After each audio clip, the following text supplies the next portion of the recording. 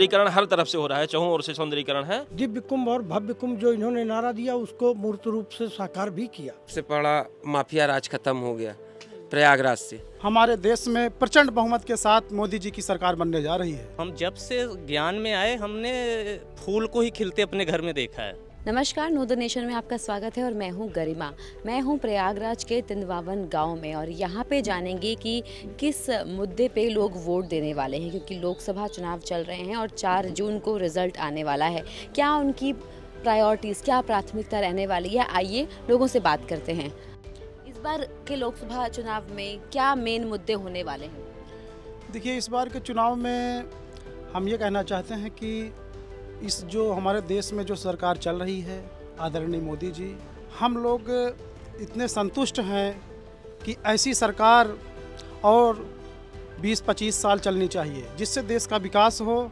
जो हमारे प्रधानमंत्री जी ने कहा है कि विकसित भारत बनाएंगे, तो इस दिशा में हम देख रहे हैं महिलाओं में, युवाओं में, नौजवानों में एक अलग उत्साह है और इसी उत्साह के साथ हम कह सकते हैं कि इस बार फिर से हमारे देश में प्रचंड बहुमत के साथ मोदी जी की सरकार बनने जा रही है। आप बताइए, 10 साल में आपको क्या बड़े बदलाव दिखे प्रयागराज में? मैडम, प्रयागराज में जो अभूतपूर्व बदलाव हुआ है ऐसा पहले कभी देखने को नहीं मिला और यह बदलाव इनके मोदी जी के शासन में आया। क्या बड़ा बदलाव देखा आपने? लगभग आज तक जो जिस रेलवे लाइन से हम लोग जा रहे थे, हमेशा कई लोग मृत हो गए रेलवे लाइन पे। आज वो ओवरब्रिज बन रहा है, हमको मिल रहा है। जो सड़कें थी 4 लेन हो गई। हमारा जो छेवकी स्टेशन है और जो प्रयागराज स्टेशन है, 16 मंदिरों का जो पर्यटन विभाग के द्वारा सौंदर्यीकरण कराया जा रहा है। बजरंगबली के मंदिर का कॉरिडोर बनवाया जा रहा है। जो पहले कुंभ में हुआ करता था, आज जनरल माघ मेले में उतनी व्यवस्था हो जा रही। दिव्य कुंभ और भव्य कुंभ जो इन्होंने नारा दिया उसको मूर्त रूप से साकार भी किया। सरकार की कौन कौन सी स्कीम है जो गाँव पे पहुँचती है? प्रधानमंत्री आवास योजना के तहत 140 आवास हमारी ग्राम सभा में आए हैं। तिंदवावन में 140 आवास और लगभग 160 शौचालय बने हैं और यहाँ पे 140 कनेक्शन हमने अपने हाथ से श्यामाचरण गुप्ता सांसद थे, उनके द्वारा उज्ज्वला योजना का बंटवा दिया। आप बताइए, आपके क्या मुद्दे रहेंगे इस बार?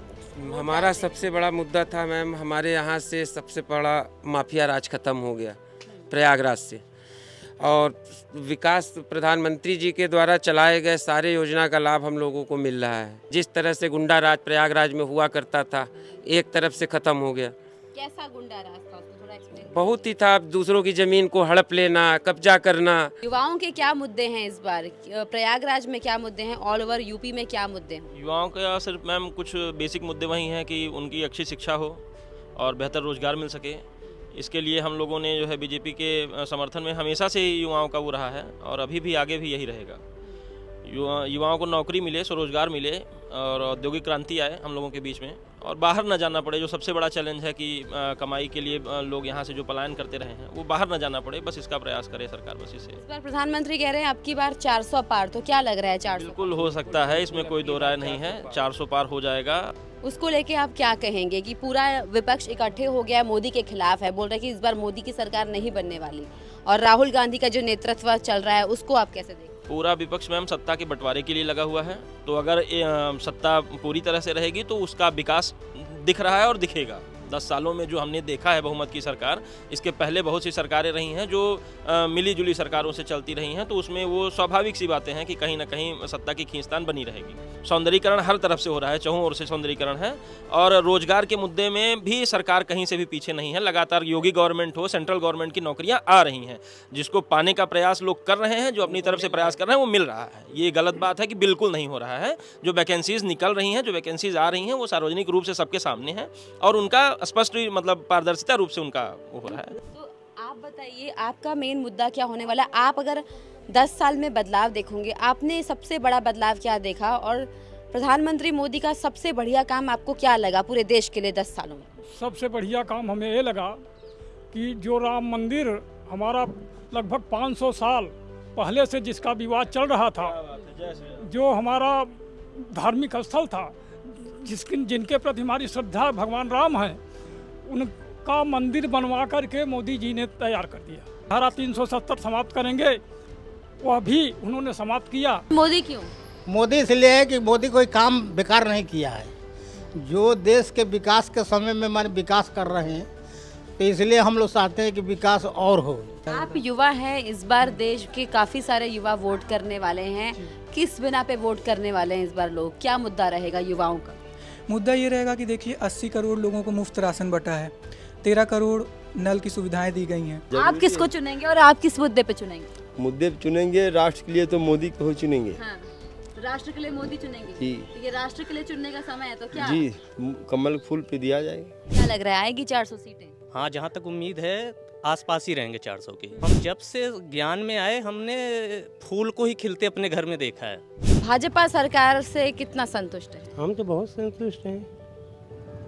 हम तो बहुत संतुष्ट हैं, पहले भी हैं, आज भी हैं, कल भी रहेंगे। अब जहाँ तक चलेगा जीवन तब तक रहेंगे। और विकास की बात करेंगे, प्रयागराज में कितना विकास हुआ है? सब विकास करते हैं, सड़क बनवाए हैं, बम्बा चापाकल, पानी, बिजली सब दे हैं। इस बार क्या लग रहा है, किसकी सरकार?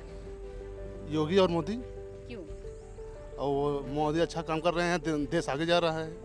कितना आगे पहुंचा है देश? अरे फिलहाल जो भाई जिसके जम्बाटे हमारे गांव में आवास नहीं थे जम्बाटे, तो तकरीबन कम से कम 100-150 आवास मिले हैं। लोगों को अनाज मिल रहा है, खाने के लिए मिल रहा है। जो गरीब तत्व के लोगों हैं, लाइट है, लाइट कंप्लीट आ रही है, रोड बन रहा है। ये सब मोदी राज में हो से पहले नहीं था? नहीं, हो रहा था, लेकिन वो जमीन पर नहीं होता, वो कागज पे हो रहा था। इस बार क्या लग रहा है, किसकी सरकार? योगी और मोदी। क्यों? और मोदी अच्छा काम कर रहे हैं, देश आगे जा रहा है। कितना आगे पहुंचा है देश? अरे फिलहाल जो भाई जिसके जम्बाटे हमारे गांव में आवास नहीं थे जम्बाटे, तो तकरीबन कम से कम 100-150 आवास मिले हैं। लोगों को अनाज मिल रहा है, खाने के लिए मिल रहा है।